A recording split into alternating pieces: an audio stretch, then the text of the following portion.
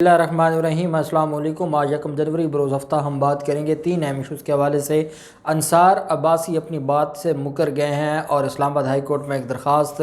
دائر کر دی ہے، اور یہ دن بدن اس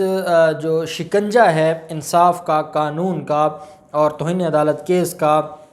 وہ جیسے جیسے ان کے گرد ٹائٹ ہوتا جا رہا ہے ویسے ویسے یہ اپنے سٹانس سے پھرتے جا رہے ہیں، اور جو عدالت کے اندر سب کے سامنے، اور وہ میڈیا کے اوپر بھی آیا، میں نے بھی آپ کے ساتھ شیئر کیا، باقی جو رپورٹرز ہیں انہوں نے بھی آپ کو بتایا، میڈیا کے اوپر بھی یہ بات سامنے آئی کہ انصار عباسی نے یہ کہا، اور وہ بات اسلام آباد ہائی کورٹ کے چیف جسٹس اطہر من اللہ صاحب نے بھی جو 12 صفحات پر مشتمل جو ججمنٹ ہے اس میں وہ چیز انہوں نے واضح لکھی ہے، اور اب اس پر درخواست دائر کر دی ہے انصار عباسی نے، اور وہ اپنے سٹانس سے مکر رہے ہیں۔ بڑی اہم تفصیلات ہیں جو میں آپ کے ساتھ شیئر کروں گا۔ دوسری طرف سرینا عیسیٰ، ان کی ایک نیا خط سامنے آیا ہے، اور اس خط میں اداروں پر الزامات لگائے گئے ہیں اور اداروں کے حوالے سے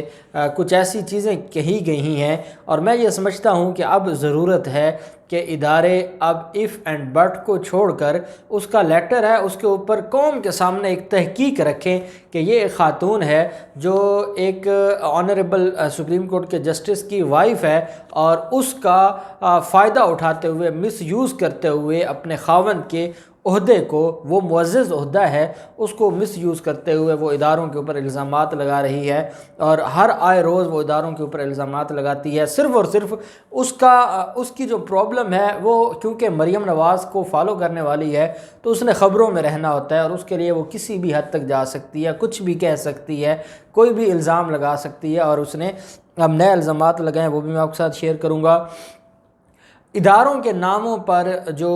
ہاؤسنگ سوسائٹیز کام کر رہی تھیں اس پر آج پابندی عائد کر دی گئی ہے، اس کی تفصیلات میں آپ کے ساتھ شیئر کروں گا۔ اور پہلے میں آپ کو بتاتا چلوں کہ حلیم عادل شیخ کو حملے کی دھمکی دی گئی ہے، جو کہ اپوزیشن لیڈر ہیں، پاکستان تحریک انصاف کے سینئر رہنما ہیں، اپوزیشن لیڈر ہیں سندھ اسمبلی کے، ان کو دھمکی امیز جو کال ہے وہ موصول ہوئی، اور اس کے علاوہ ان کی طرف سے جو cyber crime FIA cyber crime Sindh میں جو درخواست جمع کروائی گئی، جس میں مقدمہ درج کرنے اور میسیجز کرنے والے شخص کے خلاف قانونی کارروائی کا کہا گیا ہے۔ قائد حزب اختلاف سندھ حلیم عادل شیخ پر حملے کی دھمکی کے بعد additional director FIA cyber crime Sindh کو یہ درخواست دی گئی، اور درخواست حلیم عادل شیخ کے پرسنل سٹاف آفیسر حاجی لال محمد نے جمع کروائی، جس میں کہا گیا کہ بطور سٹاف افسر حلیم عادل کے 2 موبائل میرے پاس ہوتے ہیں۔ 24 دسمبر کو بین الاقوامی نمبر سے متعدد مس کالز اور پیغام موصول ہوئے، اور دھمکی دینے والا شخص کبھی ٹرائبل کبھی نام تبدیل کرتا رہا۔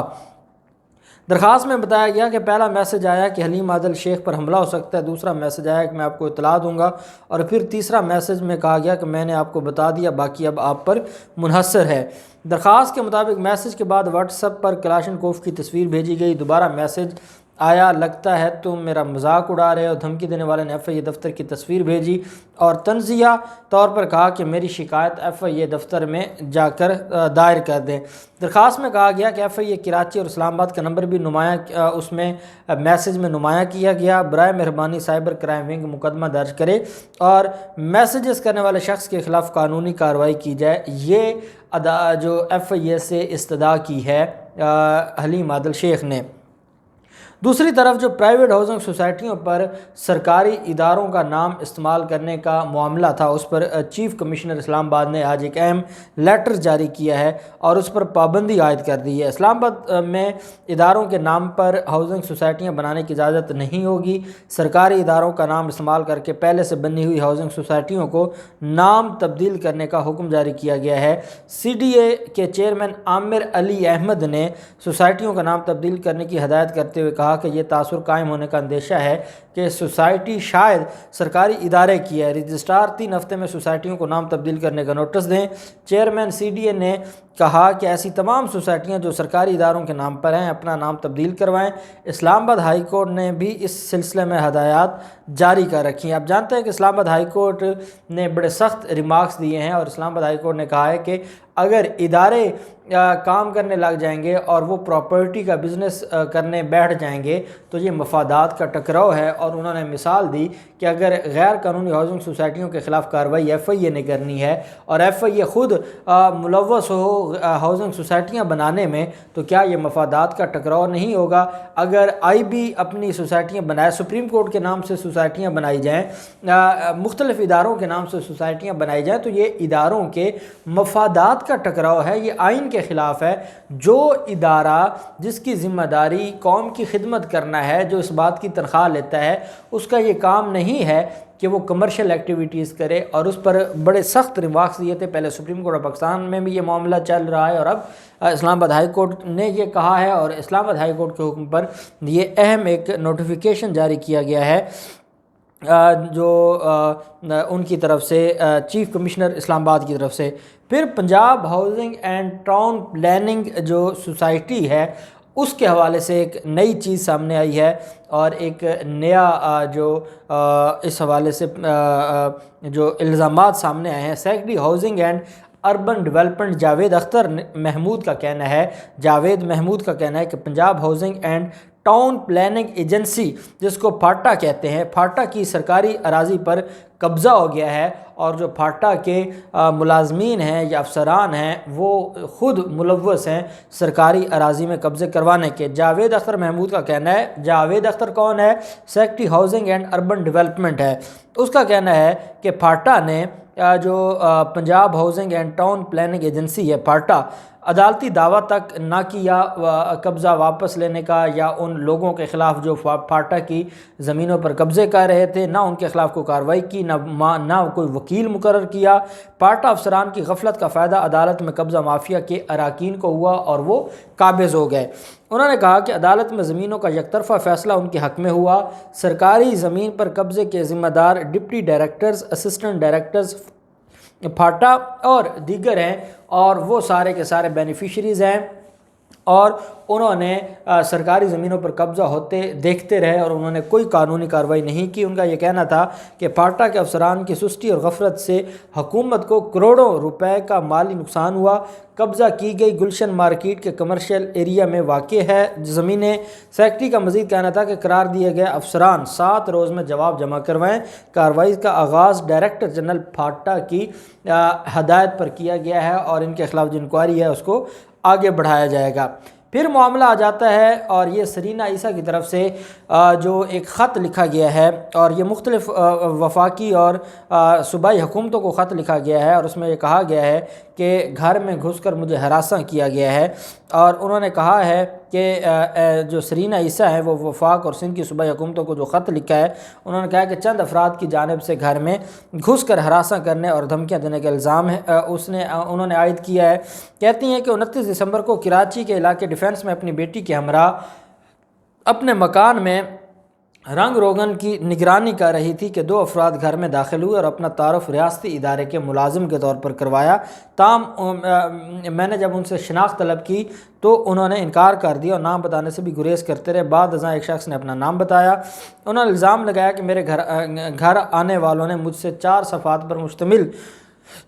ایک دستاویز بھرنے کے لیے کہا، جس میں ذاتی نوعیت کی معلومات درج کرنے کا کہا گیا۔ اس دستاویز میں کسی بھی ادارے کا نام درج نہیں تھا۔ اس وقت میں اور میری بیٹی تھے صرف گھر پر۔ ہم دونوں بری طرح سے ڈر گئے تھے کہ کس طرح 2 افراد ہمارے گھر میں گھس آئے، جیسے ہم کوئی مجرم ہیں۔ وہ دونوں افراد مجھے دھمکیاں دیتے ہوئے وہاں سے چلے گئے کہ ہم 2-4 دن میں دوبارہ واپس آئیں گے، اور پھر وہ کہتی ہیں کہ وہ دوبارہ ایک شخص آیا، وہ 2 افراد تو نہ آئے لیکن ان کی جگہ پر کچھ اور لوگ آئے، وہ گھر میں گھس آئے اور انہوں نے وزارت داخلہ کا تعارف کروایا، اور انہوں نے جو ہے وہ ان سے تحریری اجازت نامہ، تعارفی کارڈ یا شناختی کارڈ جب میں نے پوچھا تو ان کے پاس کچھ نہیں تھا، لیکن انہوں نے مجھے کہا، دونوں افراد کے سامنے ڈی ایچ اے کے سینٹر افسر کو فون کیا اور اسے صورتحال سے آگاہ کیا، تو انہوں نے بتایا کہ ملٹری اسٹیٹ آفس اور کنٹونمنٹ بورڈ کو ایسی کوئی بھی معلومات درکار نہیں ہے اور ان افراد کو ڈی ایچ اے کی جانب سے نہیں بھیجا گیا۔ ان افراد سے جب میں نے وہ کاغذات طلب کیے جس پر وہ انفارمیشن لینا چاہتے تھے، تو انہوں نے میرا واٹس ایپ نمبر طلب کیا اور کہا کہ وہ مجھے بھیج دیں گے۔ انہوں نے کہا کہ وہ دوبارہ آئیں گے اور اس لیے بہتر ہے کہ آپ معلومات فراہم کر دیں یا پھر نتائج بھگتنے کے لیے تیار ہو جائیں۔ سرینا عیسیٰ نے 3 صفحات پر مشتمل خط میں کہا کہ یہ مجھے ہراساں کیا جا رہا ہے اور برائے مہربانی کارروائی کیجیے۔ اب سوال بڑا اہم ہے کہ اگر ایک خاتون اور اس کی بیٹی گھر پر ہو اور دو لوگوں کو گیٹ کس نے کھولا، کس نے ان کو آنے کی اجازت دی، کس نے ان سے پوچھا، کوئی ایسی بات نہیں ہے۔ 29 دسمبر کا واقعہ ہے، 1 جنوری کو وہ خط لکھ رہی ہیں اور پھر الزام اداروں پر لگا دیتی ہیں، اور چاہے کوئی بھی آیا ہے، کوئی بھی معاملہ ہے، خود بھجوایا ہے، کیا ہوا ہے، لیکن الزام اداروں پر لگا دیتی ہیں۔ میں اداروں سے یہ گزارش کروں گا، اب ادارے کیا کریں؟ اگر وہ ادارے ان کا جواب دینے بیٹھ جائیں مریم نواز کا اینڈ کمپنی کا، تو پھر وہ کام تو کوئی نہ کرے نا، وہ تو پھر انہی کے جواب ہی دیتے رہیں۔ تو اب اس پر حکومت کی ذمہ داری بنتی ہے کہ وہ ان کو جواب دیں، اور اداروں پر الزام لگانے کے حوالے سے آنریبل جو ہمارے جج صاحب ہیں ان کو بھی دیکھنا چاہیے کہ اس معاملے پر کوئی انکوائری ہو اور یہ معاملہ حل ہو۔ انصار عباسی نے ایک متفرق درخواست دی ہے اور عدالتی حکم نامے میں نظر ثانی کی یہ درخواست ہے، اور کہا ہے کہ ایک پیراگراف کو حذف کیا جائے، اور حذف کرنے کی استدعا کی گئی ہے، اور کہا کہ حکم نامے کے مطابق ہم سے پوچھا گیا کہ عدالتی کارروائی پر اثر انداز ہونے کے لیے غلط حقائق پر مبنی بیان حلفی آپ رپورٹ کریں گے۔ تو صحافی نے درخواست میں کہا کہ حکم نامے کے مطابق ہم نے کہا کہ مفاد عامہ میں ہم رپورٹ کریں گے۔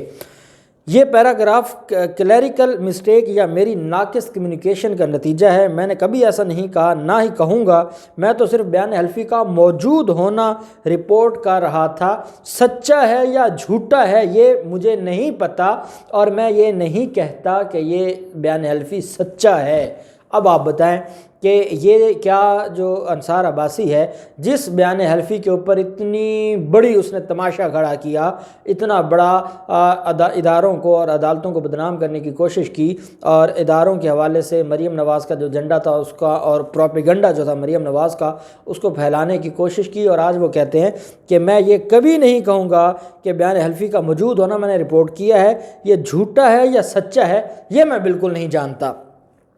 انصار عباسی نے یہ بھی کہا کہ میرا خبر دیتے ہوئے یہ دعویٰ نہیں تھا کہ بیان حلفی کا متن سچا ہے، میں نے عدالت یا کسی جج پر سوالات اٹھانے کا سوچا تک نہیں، میں نے کسی زیر التوا کیس پر اثر انداز ہونے کی کوشش نہیں کی، میں نے صرف خبر دی تھی، اس میں میری بدنیتی شامل نہیں تھی، میں نے اچھی نیت سے خبر دی تھی، اور وہ اچھی نیت یہی تھی نا کہ اس سے یہ خبر لگے گی مریم نواز اور نواز شریف کی اپیلوں کی، تو کیا ملک میں انقلاب آ جائے گا، گرین ریولوشن آ جائے گا، ملک میں لوگوں کو کھانا ملنے لگ جائے گا، لوگوں کی بھوک ختم ہو جائے گی، جو دولت یہ لوٹ کر گئے ہیں وہ واپس آ جائے گی، نواز شریف واپس آ جائیں گے، وہ جیل چلے جائیں گے، کیونکہ میری نیت ٹھیک تھی، میری نیت مفاد عامہ تھی۔ بھائی کون سا مفاد عامہ؟ عدالت کہہ رہی ہے کہ آپ نے 2 طاقتور لوگوں کے کیس پر اثر انداز ہونے کے لیے آپ نے یہ تماشا کیا ہے، اور آپ نے ایک بیان حلفی جو جھوٹا تھا، پریما فیشائے جو نظر آ رہا تھا کہ وہ جھوٹا تھا، آپ نے بغیر تحقیق کیے، بغیر تفتیش کیے، بغیر انکوائر کیے معاملے کو آپ نے چھاپ کے پوری دنیا میں جو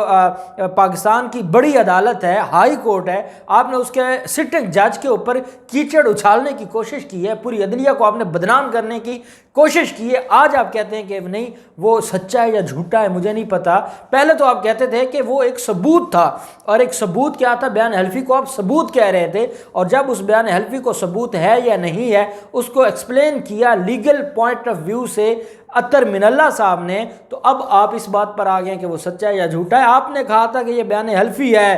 یہ تصدیق شدہ ہے، نوٹری پبلک کی تصدیق ہوئی ہے، نوٹری پبلک نے نوٹرائز کیا ہے، اور کیونکہ نوٹرائز ہو گیا ہے، تصدیق شدہ ہے، اس پر مہر لگی ہوئی ہے، تو یہ ایک